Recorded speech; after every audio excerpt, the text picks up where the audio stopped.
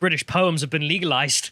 We can poem away once more. So for people who may not know what this story is, this goes back to Harry Miller. So here's the story in the BBC. Man complains of Orwellian police after tweet investigation. This was because a man wrote a limerick about trans women, and Harry hit like, and therefore was visited by the police. I mean, that's terrifying. It was a normal country. Yeah. Yeah, so they were visited, and the funny thing, of course, being that they didn't even say he'd committed a crime. He had committed a non-crime hate incident. Yeah. And this is a serious thing. So there's, we don't know exactly how many non-crime hate incidents have been recorded. Sorry if you're about to dig into this anyway, but basically, if you have a non-crime hate, if you're reported for a hate crime but you haven't committed a crime, you'd think that would be it. The police would just be like, no claim, no foul. I'm the police. I'm here for crime. There is no crime. Bye-bye. There's no crime, so we won't record it. But what they do is they record it as a non-crime hate incident, so it doesn't meet the threshold of being a crime because it's not a crime.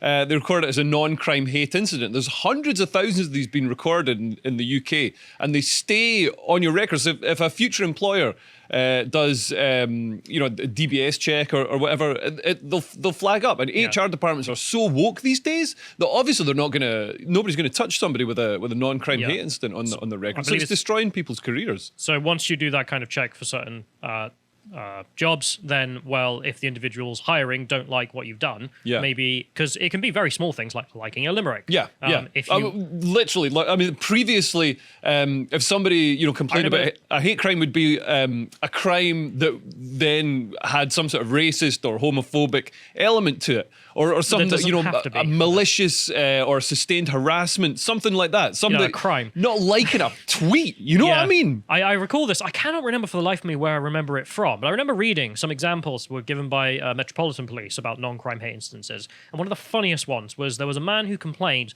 that he was in Tesco's and he was handed a plastic bag in a homophobic manner. And whoever that is against is on their record forever. I mean, unless the person put it over his head to try and kill him. I mean, how could that be? Yeah, I think it was just, he was like, oh, God, and throw it over. And then he's like, homophobe. Right? Anyway, so this was the story, of course. And now we have the news that he's won. I just want to mention as well, of course, Harry has written and done a podcast with us before as well. So if you could scroll down on this, there's his article, which is free. So go give that a read if you haven't. And also the podcast he did talking about exactly this in case you want to get more details. But anyway, time for victory, time for fun. So let's go to the BBC article in which Chad Wynne, Harry Miller's legal victory after alleged transphobic tweets. The alleged tweets of him saying that, I believe one of them is him saying, I'm trans species. I want you to refer to me as a dolphin now or something. Yeah, he said, I was born a fish, but I'm whatever now. Yeah, so, making fun of our self-ID. Which, I mean, there's no, you might think it's, people might think it's transphobic or mocking them. We're allowed to mock. We're allowed to mock. It's not targeted harassment of a person. It's... Now, what's all this then? You used to be able to until the reforms of the police service, and now weren't. I mean, huge ramifications for comedy and satire. Imagine if you're not allowed to mock it. We're not allowed to, make fun of the government. We're not allowed to make fun of anyone. We've all got to just sit in our little pods and toe the line. It's like, I mean, I'm not saying it's like North Korea. It is North Korea. I am wondering how many non-crime hate instances you've got against your name, and maybe we can find out. We can have a challenge. Who gets the most? Yeah, anyway. Luckily, Lotus Eaters didn't do a DBS check before getting me in. Anyway, so some information out of here first. So this is the BBC's reporting on the situation. An ex-police officer has won a legal challenge against a national policy for forces to record gender-critical views as non-crime hate incidences. Speaking outside court, Mr. Miller from Lincolnshire said being offensive was one of the cornerstones of freedom. Being offensive is not, cannot, and should not be an offence, he said. Only when speech turns to malicious communications or targeted harassment against an individual should it be a problem. And there's one of the fantastic points about Harry being an ex-police officer as well, is he knows what should be a crime and what makes common sense. Yeah. And he has lived through the era of things changing and the culture changing. And, we get many, every time I go on a protest about something, we end up running into some ex-police officers who are like, yeah, I quit because it's just nuts now. Yeah. It's not a sensible place. And I feel for him. And there's such a focus has been taken away from volume crime, violent crime, and actual things that matter, and the attention's been switched to thought crime and hate crime. I still can't get over the term hate crime. I mean, it's not in 1984, but I really wish it was. Yeah. Because it just sounds like it should. I mean, the original idea that a crime would be considered worse if it was motivated by racism, homophobia, transphobia, whatever. I mean, that makes sense because a fight between two people can be a fight. Somebody punching someone else can be a punch. But if they're motivated by racism, that's something to worry about a bit more. It's got that extra element of I can see the argument. nastiness. I don't necessarily agree, and I've always been on the stance that I think South Park is right on this, that it's a bit silly all round, but we're not going to get into that debate today. Yeah, I mean, there's not many violent crimes that are motivated by love. No, but also, I mean, if it's based on just nationalism, is that to be taken more seriously? Where do you draw the line? What kind of motive is worthwhile and what is not worthwhile of extra attention? Who's deciding that? Anyway, so, they did, and they decided that people who criticize transgender activists are worthy of more attention. However, now he's had the victory. And if we can see in here, Dame Victoria Sharp, one of England's most senior judges, said, the net for non-crime hate speech is an exceptionally wide one, which is designed to capture speech which is perceived to be motivated by hostility, regardless of whether or not there is evidence that the speech was motivated by such hostility. The volume of non-crime hate instances is enormous, and the police do not have the resources or capacity to investigate all complaints that are made. So, I mean, some great points there. I'm just going to stop for a minute, because first one there being that, it encompasses all speech you don't like. Yeah. So it can be used as a political weapon, and has been, in the case of Harry. And also just what a waste of time, which, yes. I mean, I don't know why that isn't a strong enough argument, but okay. And also, it represents a move in the law away from somebody's intention. So I think it's mens rea, you call it, brother of Chris Rea. But so your mens rea, and it moves it to the perception of the victim, which is a separate thing, and it's much more sort of subjective and removed from what the person actually intended. But also because there's no crime, it's entirely just a situation of what was that victim's you've got a perception of a crime and then the perception of the intent. So both of those two things are completely subjective, and opens up a whole can of worms legally. Anyway, so there is nothing in the guidance about excluding irrational complaints, for example, the judge says.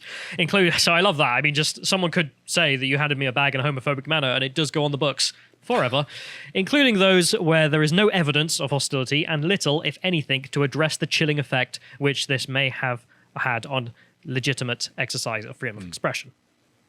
Fantastic. I mean, fantastic from the judge there, just correctly identifying the points.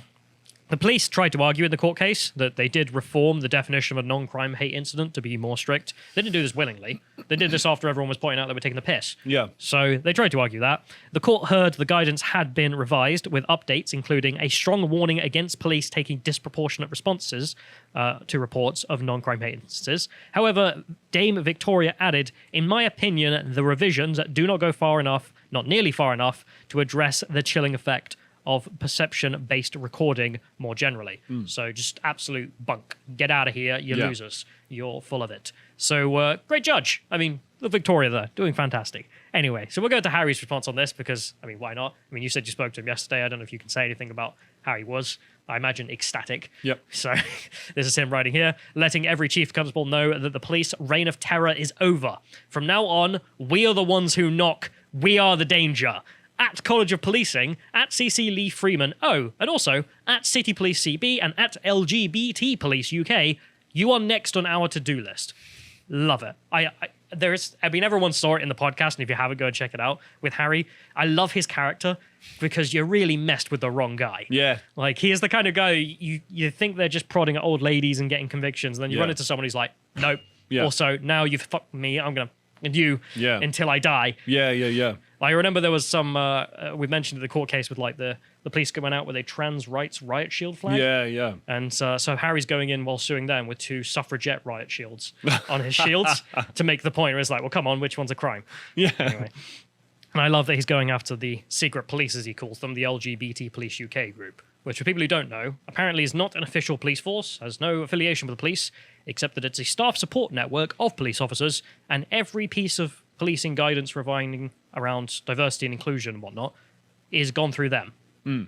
So they've got none of the accountability, but all of the influence. And this is we're seeing this with HR departments as well. So this is where wokeism and systemic wokeness and the legislation and the public sector really scares me, because with things like the hate crime bill, even though it's terrifying legislation, it's public, it's out for consultation, it gets passed through, like MPs review it, and then the House of Lords can review it and whatever. There is a process there. Yeah, there's due process. Whereas with the College of Policing, their guidance is guidance, so it's not subject to the same scrutiny as legislation is. And the same with the HR guidance. I mean, HR, I can't remember the name of the governing body for HR in the UK, but they've given out guidance that says it's like talking about how facial expressions can be racist and things like that, and this stuff's so subjective. Yeah, so it's always just abused to bully people. I mean to bully the people who are being accused of being racist or whatever, or for whatever Machiavellian needs, like Nicola Sturgeon. Accused one of her rivals, Joanna Cherry, of being transphobic and got her removed from the front bench of the Scottish Parliament. So, people abuse these tools. They aren't there to make everything better and make a rainbow society. Also just workers' rights for a minute as well. Yeah. Sorry to get a bit leftist on everyone, but I remember we covered Ron DeSantis, who is passing the Stop Woke Act, which is making this criminal on that basis, which is that workers have rights, and one of those rights is to not be indoctrinated every day into some weird ideology. Yeah. And, well, the LGBT police network doing that to police constables is another example of that. Well, no, they're human beings. They have rights to not be indoctrinated into ideologies. Yeah. And the state doing that to them is just wrong. Anyway, so we're going to the Free Speech Union, who I'm going to big up. I'm a member, as I've said before, and also I support, so I recommend people join them, especially if your free speech in the UK is on the threat. I was supposed to be headlining their comedy night last week, but I couldn't because I had Omicron. Free speech dead by Omicron. Anyway, so I wanted to read their response in full because I think it's great as well. The Free Speech Union welcomes today's landmark judgment on the Court of Appeal that the recording of non-crime hate instances is an unlawful interference with freedom of expression. As the court says, the knowledge that such matters are being recorded and stored in a police database is likely to have a chilling effect on public debate. Fantastic. And this is also the point they're getting at here, which is apparently non-crime hate instances, if recorded by the police from this court case on, is illegal. It is unlawful. And therefore, the police are presumably going to be fined or disciplined if they carry on doing it. And they're going back to rework their guidance is apparently the thing, but I'll mention that. And it's a huge waste of the police's time as well. They make that point. Because, I mean, if you... I don't know if depends on your goals, doesn't it? I think the police should be there to prevent actual crime that really happens. Like, somebody broke into my car, stole all my camera gear. It's like $2.5 grand. Yeah. Police did nothing. They gave me a crime number. It was I couldn't believe how little they did. No follow-up call. No, like, they didn't send anybody to take fingerprints or anything, which was quite an optimistic, thought of mine that they might like send somebody to actually try and solve the crime. But they didn't. But if somebody misgenders someone, or if there's a street missing a rainbow crossing, they're there with the blues and twos. I mean, but that's why I say it depends on your goals, because you have this outdated concept that police should primarily be focused with crime. Of course, that is now a secondary goal. If we can focus with crime. Social engineering, being social engineering, being a political force to enforce, well, in this case, intersectional policies upon the public. So they continue the Free Speech Union. Not only does the recording of non-crime hate instances violate Article 10 of the European Convention on Human Rights, as the court says, it is a huge waste of police time. Just going to stop there. Article 10, for people who don't know, that is based on the UN's Declaration of Human Rights. Yeah. And for people who don't know the story here, the UN came up with this, and they proposed it, and the version they had was based on the Americans' First Amendment. The Soviet delegation started, like, autistically hitting the table, being like, we can't have that, because, well, then free speech. And, we'll have to let all these people out the gulags. Yeah, we're the Soviet Union. So they redrafted it so that if the speech was offensive to public morals, public health, and blah, blah, blah, blah, blah, there is no free speech. So and that's the bit that covers, funnily enough, the COVID lockdown restrictions. Yes. It's covered, because that's public health. And so that ended up becoming the final version of the UN Declaration of Human Rights. The Article 10 in the EU one is copied off. So this was so bad that even the Soviet Union's mangled version of UN declarations was violated. Yeah. Fantastic. Anyway, so between 2014 and 2019, 34 police forces in England and Wales recorded a total of 119,134 non-crime hate instances, an average of 65 a day. What possible justification can there be for investigation and recording of non-crimes when so many crimes go unsolved? Yeah. Between 2015 and 2021, 964,000 domestic burglary investigations ended without a suspect being identified. Yeah. I believe the solve rate for burglaries in this country hovers around like 7%. Oh, the sanction detection rate for volume crime in this country is pretty awful. Yeah. I mean, you having much better knowledge than me on these sort of things. I used to be one of the people who's doing a terrible job trying to solve it. So, but yeah, it's an absolute S show. Do you want to solve one thing? If the Conservatives wanted to reform one thing in this country, this would be it. And they had to make Harry Miller do it instead. And the mad thing is, I mean, this, like, it's not going to be a vote winner for the Tories. I don't understand why they're thinking, I know what'll play really well in the home counties. I know what they're looking for in the red wall. They want people arrested for non-crime hate incidents. I just don't understand this. There should be so much political pressure from the Tories, who traditionally have been the party of freedom and liberty, to stop this stuff and to make and they're supposed to be the party of law and order, like actual law and order and lowering real actual crime. If you want a specific definition, in the last election, Labour had free speech mentioned a total of 0 times in the manifesto. The Tories had it mentioned twice, once to defend it on college campuses, universities, and the second one to be to defend it in the public realm. This is a perfect example. They didn't do it, ended up Harry Miller having to do it, which is an embarrassment for them. Toby Young, the Free Speech Union's General Secretary, said the Free Speech Union is proud to have played a part in winning this landmark victory, but the lion's share of credit must go to Harry Miller. Thanks to his courage and tenacity, we can all rest a little easier in our beds tonight, knowing the police are not about to knock on our doors because we made an inappropriate joke on Twitter. They should be policing our streets, not our tweets. Yeah, absolutely. Fantastic. Yeah, he's the Marcus Rashford of free speech. What, Harry Miller? Yeah. Yeah. And the great thing is, there's a knighthood. Free school dinners, they come out of our taxes. Free speech costs nothing. Yeah. And defending it actually saves us money. Yeah. Because we're not wasting it. Yeah. Instead. So anyway, if we go to the last link on here, one of the last ones, the Judicial Office has their full review in here in case you want to go read the full judgment. Some people sometimes do. There was one thing in here, I didn't get to read all of it, but in the summation, there was one worry of mine, which is the judge ruled it was unlawful, but the College of Policing could go back, revise their rules and their guidance, and then it could be used again in a reformed way. And it's like, but you've just said this whole process cannot be made lawful, so don't know what's going to happen there, but hopefully nothing, because as put it out, the whole thing's a joke.